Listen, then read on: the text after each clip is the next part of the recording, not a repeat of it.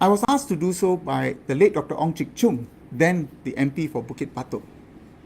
After completing the case, he invited me to do legal counseling. I still remember the first legal case that I did. It involved a Bukit Batok resident. She has 5 children. She asked me a question: what would happen if I were to pass on? Would my debts be settled on my children? Now, that answer to the legal question is not complicated, but I was wondering, why was she thinking about that question in the first place? So I decided to investigate. I realized that she just lost her husband and she became depressed and she was thinking of committing suicide. I immediately raised the matter with the MP, and we got the Family Service Council Center involved, and we managed to stabilize her, and she managed to also move on. That was the point in which I realized that I could make a difference in our society. So year by year, I got more and more involved. The late Dr. Ong Chik Chung, the longest serving Bukit Batok MP, was my shifu. I learned about the legacy of Bukit Batok under him. The special thing about Bukit Batok is its community leaders. Now, many of these leaders have upwards of 30 years service. They have developed strong networks on the ground, and through that network, they will be able to reach out to families who are in distress. And that's how we get to know who are the families to help. They also had exceptional zeal and spirit.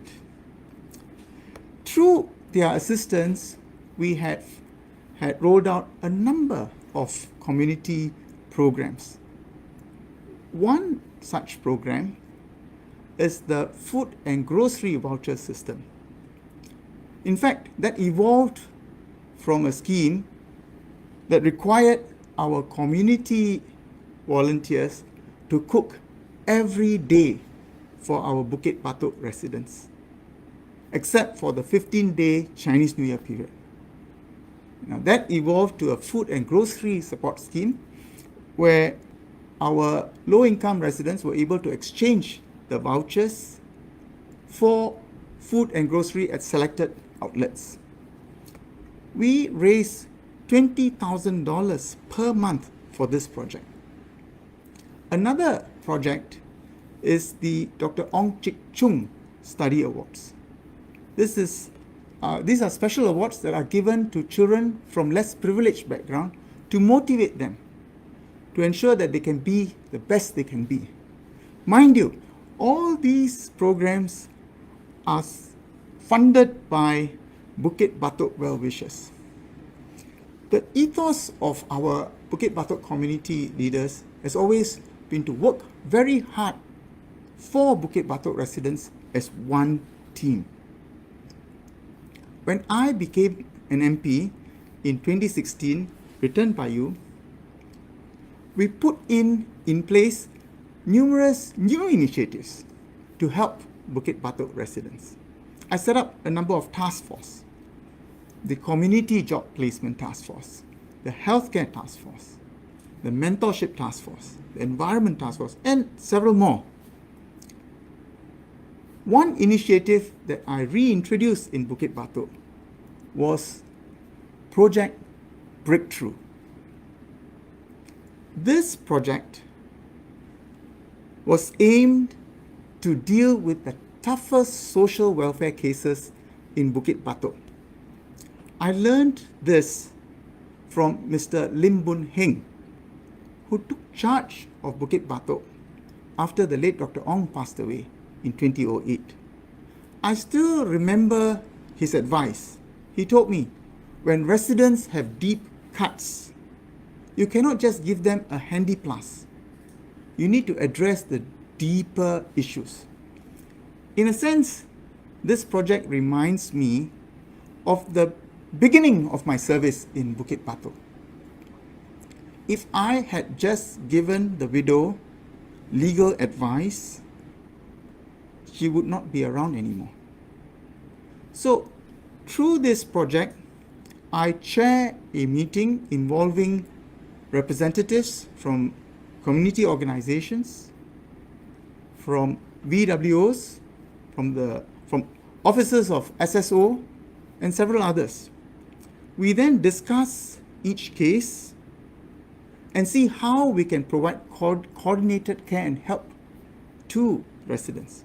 So I have a top 20 list. The idea is to migrate families out of that list. One successful case involved a person whom I refer to as Madam T. She is a cancer survivor. She lives in a rental flat. She has 2 older siblings. She is the sole caregiver of both siblings who are unwell. One sibling is a stateless person. And that makes the thing more complicated because it's difficult to get subsidies when you're not a Singapore citizen and you need medical help. So we came in to help her. We provided support in terms of financial help. We managed to get her brother to be looked after at an institution of care, and we provided other services like ambulance for her sister as well. And through that, she's breathing a little bit more easier. And that's the kind of coordination that's needed.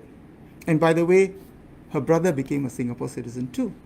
And that was a huge source of relief for her and her family.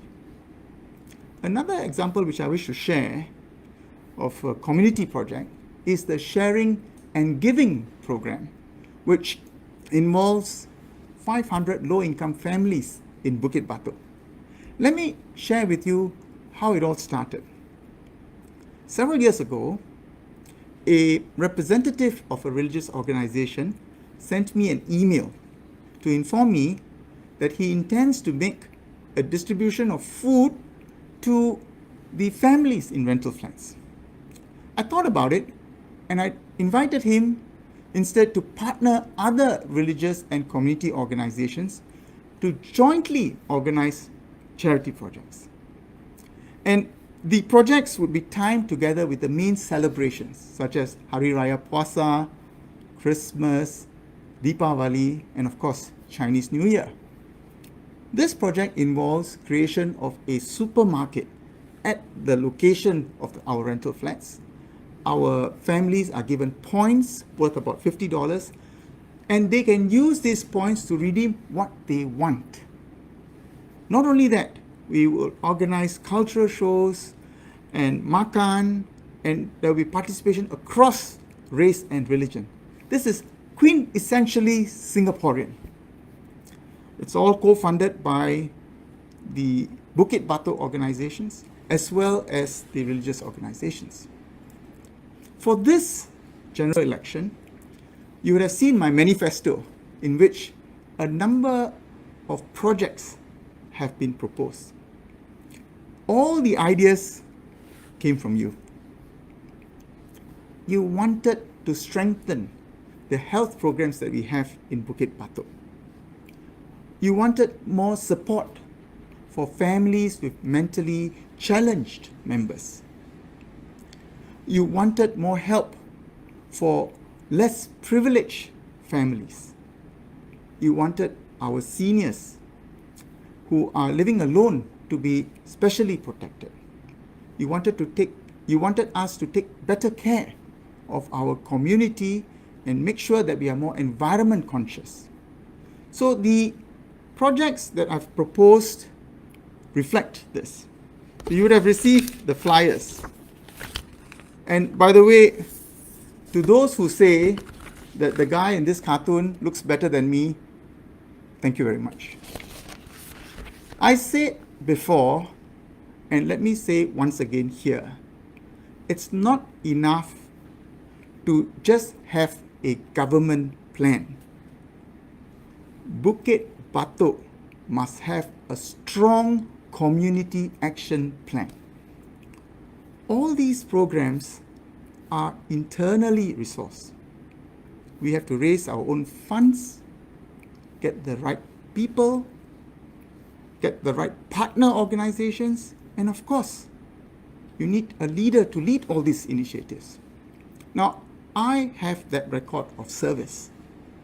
I've put my heart and soul into these projects, and I will do so again if elected. I personally spend a good amount of time in Bukit Batok. In a typical week, I'm here 6 days a week.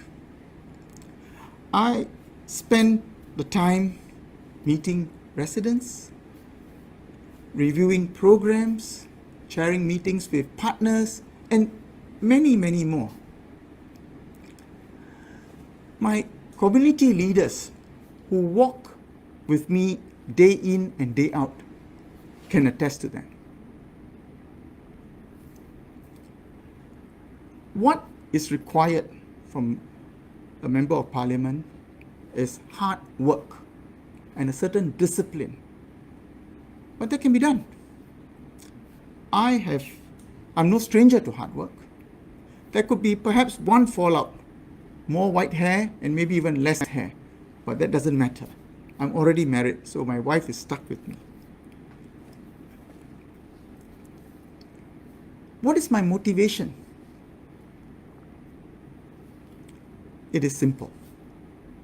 Bukit Batok has become a big part of my life after 20 years.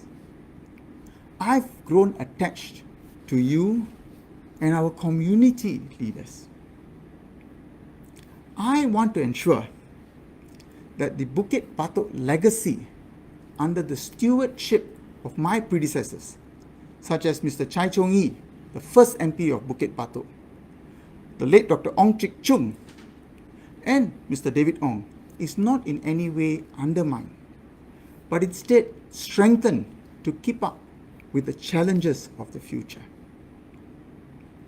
My parliamentary agenda is in a big way driven by what I have seen and heard at Bukit Batok. Several legislative policies were introduced as a result of what I said or what I've seen in Bukit Batok. I've raised this on behalf of Bukit Batok residents, and this includes providing concessionary foreign domestic worker levy to families who have mentally challenged adult members. This idea was born in Bukit Batok. I noted that while there are levies, the concessionary levies for families with young children, with older members, or members who are physically disabled, there aren't such levies for families with mentally challenged adult members. And that came from observation through a house visit. So thankfully, the government accepted the suggestion, and we now have more support for such families. I've also asked for Medisafe to be allowed for the payment of bills at community hospitals. This idea was again born in Bukit Batok, and very important for Bukit Batok residents because we have St. Luke's Hospital in our midst, and many Bukit Batok residents go to St. Luke's Hospital for their medical services. One incident that led to a policy change involved an accident that happened in the void deck of one of our HDB flats between our resident and a PMD driver. A PMD rider, sorry.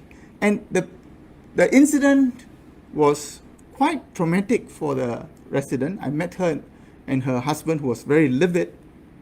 That led me to speak in Parliament to ban PMD riders in white decks. And thankfully, we saw a change. The town councils, the PAP town councils came together to implement a ban of PMD riders in the white decks.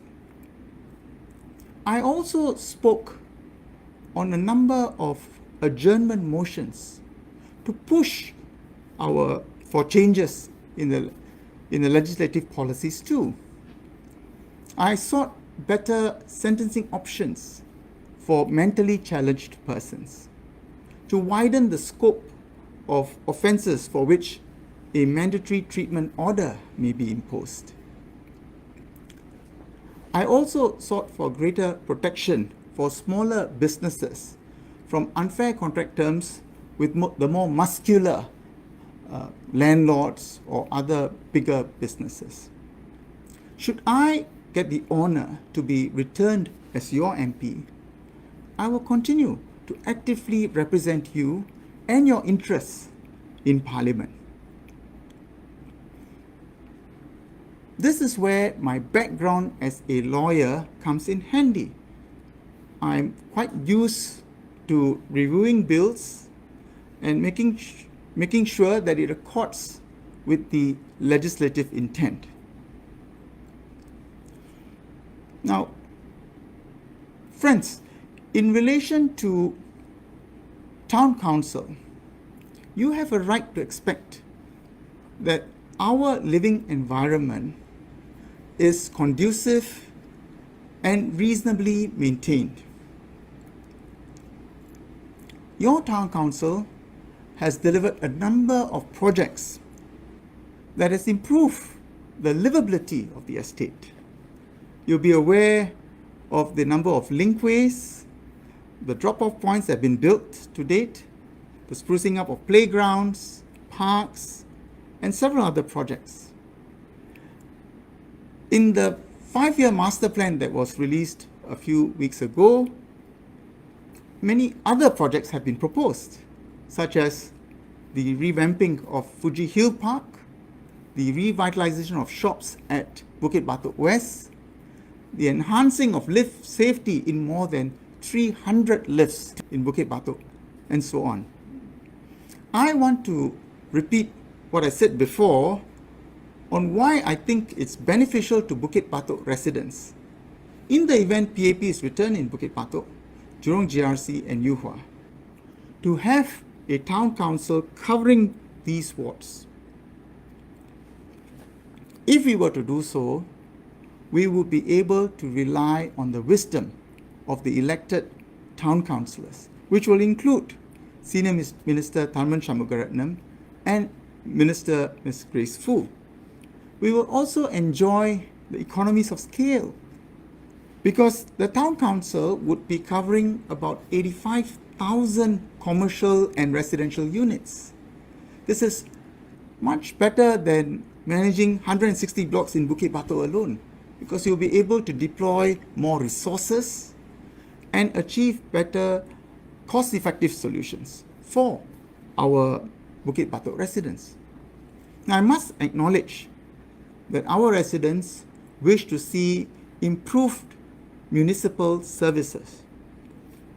I will get the town council to commit to service standards. They will return calls within an average of 2 working days. They will reply to emails within an average of 3 working days. They will deal with general maintenance matters such as replacing dislodged tiles within an average of 3 to 5 working days. And when dealing with cleanliness issues, they will deal with that as quickly as possible by the same day. Now, if these standards are not met, I will come into the picture and I will take action. Let me now conclude. You have heard how I started my journey in Bukit Batok and my motivations in wanting to serve as your MP. You have heard the plans that I have managed to put into action and how I managed to achieve them. You have heard what I seek to do for you should you return me as your MP. I emphasize once again, these plans are not easily implemented because they require the galvanizing of support and resources from our community. These are very tough times. I said immediately after nomination that this GE is about choosing the right person to lead us out of this terrible storm. You need a leader who has a strong record of service. You need a leader who has the ability, the energy to rally people together. You need a leader to be able to provide comfort and strength to our residents whilst we are being buffeted by this terrible storm. You need a leader that has come up with meaningful plans and has the ability and will to make them a reality. I humbly offer myself as your choice of MP to undertake this mission. I'm not doing this for personal glory. I'm doing this because I sincerely love Bukit Batok. 谢谢. Nandri. Terima kasih. Thank you.